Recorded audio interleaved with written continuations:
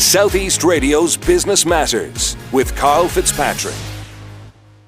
Labeltech was established in 1992, and over the past 24 years, the business has witnessed some game-changing developments within the sector. James Costello, the MD of Labeltech, joins me on the phone now to discuss how his business has withstood tough times and is now in a position where employment numbers are expected to increase by 50% over the coming years. James, you've been involved in the business since the age of 21, but for the benefit of our listeners, what exactly is Labeltech? Labeltech is a manufacturing company.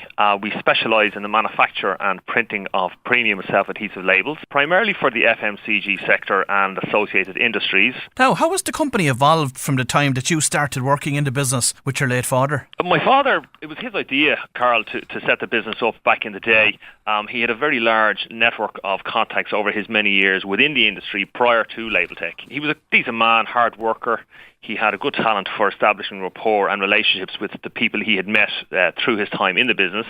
And when he came up with the idea of setting up Labeltech, a lot of his former contacts and customers rallied to support him. I suppose, whilst he passed away shortly after the business set up, it was the loyalty and the support of those people that got the business up and running, and we set up very strong relationships with them, and that's kind of the bedrock of our customer base now. How's the labelling industry changed over the past 20 years? Oh, look, there's been huge changes for us over the last 20 years. I suppose technology would be one. The major change for us in relation to technology was our digital printing. It has been hugely beneficial for us. Traditionally, as you know, labels would have been printed using the old skill-based machines with ink and so forth, and this new digital tech, which is a software-based machine, has really changed a lot of what we've done. Also, with that, we had a great addition to our management team back in 2002. David Keogh joined the business as finance director. So, a lot of things have changed for us over the years. We've evolved into I suppose, larger than we ever expected, which is probably down to the success of the business and to our constant change throughout those last 20 years. Now, in the early days of the company, you mentioned that your father garnered lots of contacts from his own previous career in the sector. But how else did you secure new business?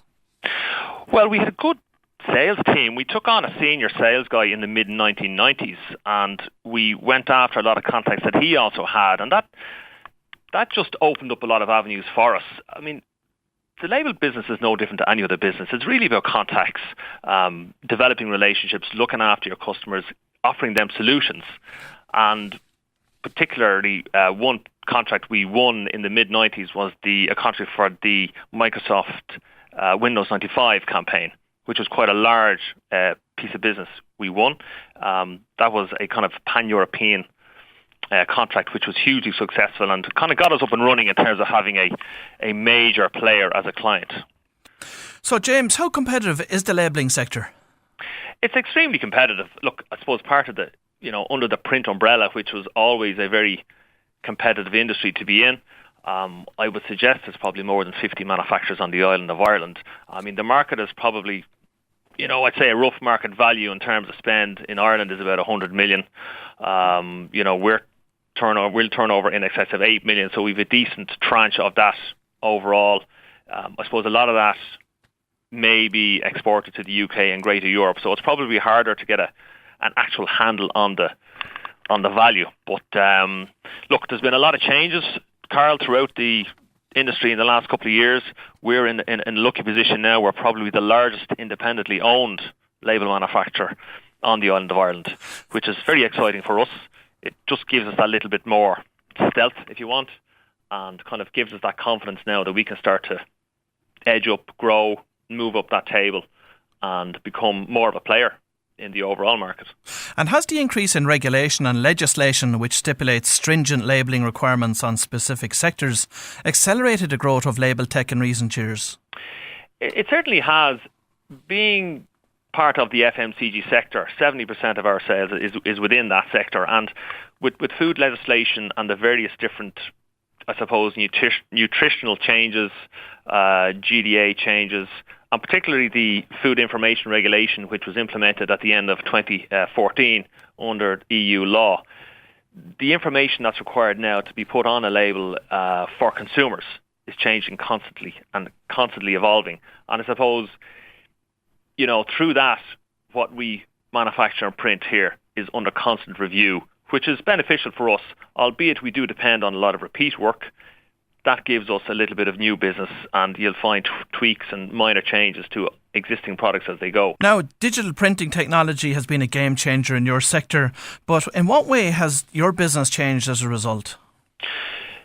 The digital technology that we took on in 2006, I should say, it certainly was a game changer, because it allowed us to become far more versatile and flexible in relation to our productions, scheduling, in terms of our setup cost. Traditionally, we would use printing plates, or stereos, as they're called in other areas of print. There's typically one per colour, if you like. They're now gone for digital printing, and it's no different to a standard, I suppose, any kind of a digital press that we know now. And there's no need for plates, there's no need for ink, so it's all done through software. So it just gave us an edge. We could do smaller runs far more cost effectively. And particularly now we found that manufacturers and packers of products are looking for a larger number of SKUs. So what they can actually do is individualize each particular SKU with a different design, with a different text. And, it's really limitless in terms of what it can offer. And, there's no origination, there's no setup costs. And that's a huge advantage to us. Now, James, you plan to grow Labeltech by 50% over the next 5 years. But what will be driving this growth? Well, there's a couple of things that are going to drive that growth, Karl. Obviously, we're going to have to invest in our equipment. And through that, we are going to attack a couple of different sectors. Certainly, sectoral growth is critical for that. At the moment, we're looking at the logistics sector. There's many opportunities in that. We're also looking at the drinks market, and we have actually just taken on a new sales executive to tackle and focus on the drinks sector, starting with the craft beer market, and we're hoping eventually to move into the spirits market. So certainly in the next 18 to 24 months, those two sectors alone should offer us plenty of opportunity. It's a little bit of chicken and egg. Obviously, we're going to have to expand some of our production equipment to facilitate the demands. They're slightly different to some of the work that we may have done in the past, but ultimately we have the basics here, and it's a very exciting time for the business. So there'll be lots of change coming with it. There'll be lots of learning, and as I say, we'll be investing in new kit and equipment, to help support that growth as time goes by. Also, with that investment, we expect we would be able to offer our current customers further embellishments, different ways of labelling, different ways of application, and really, again, extend that product offering to them through this new piece of kit.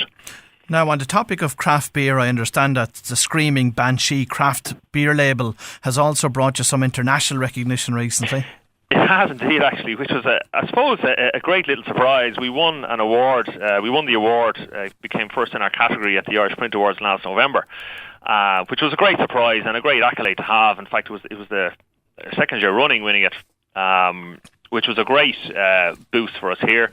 And on foot of that, we got some recognition on some international websites and so forth for its design. And on foot of that, we actually decided to run a direct marketing campaign, which we've done now in the last couple of weeks with several businesses throughout Dublin. And again, we're packing some beer with our Screaming Banshee label on it, and that's been a great success. The feedback has been excellent, and because of that, we're now attracting more attention, and we're just opening that door a little bit wider into the craft beer sector. And it's really exciting, and it's great.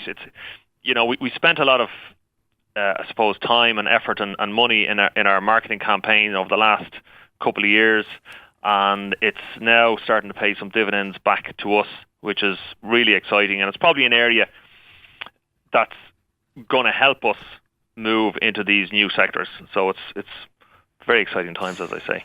And James, looking at it from a sector-specific perspective, what does the future hold for your sector, and do you envisage that your business model will need to undergo any significant changes to adapt to that environment?